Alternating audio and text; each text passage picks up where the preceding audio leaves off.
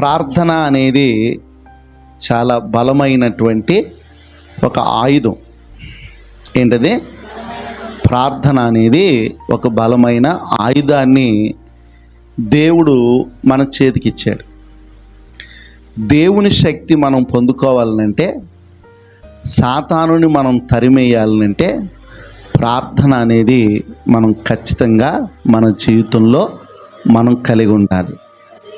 దేవుడు తన శిష్యులకు కూడా అనేక సార్లు ప్రార్థన నేర్పించినట్లుగా ఆయన లేఖనాల్లో మనం చూస్తూ ఉన్నాం. ఆయన గెత్సేమనే తోటలో ఆయన శిష్యులతో ఒక మాట చెప్పాడు.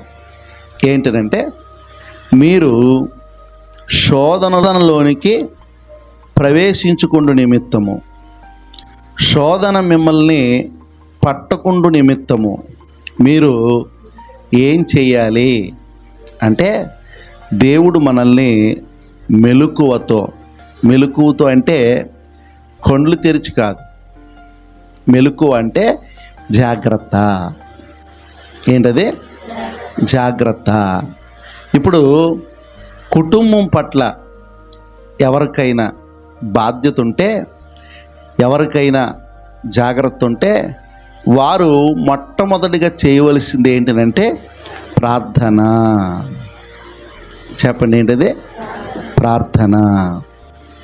మనం ప్రార్థనతో కుటుంబాన్ని గనక మనం కట్టుకుంటే ఆ కుటుంబంలో సంతోషాన్ని, ఆనందాన్ని, ఆరోగ్యాన్ని మనం అనుభవించగలము.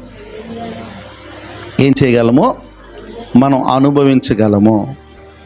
ఒకవేళ కుటుంబంలో ప్రార్థన లేకపోతే మనల్ని భయపెట్టేవాడు, మనల్ని నాశనం చేసేవాడు, మనల్ని పడగొట్టేవాడు, మనల్ని బలహీనపరిచేవాడు కుటుంబంలోనికి ఎంటర్ అవుతాడు. ఏం చేస్తాడు? ఎంటర్ అవుతాడు. అప్పుడు వాడు ఎంటర్ అయిన తర్వాత ఒకరికి సమాధానము ఉండనివ్వడు.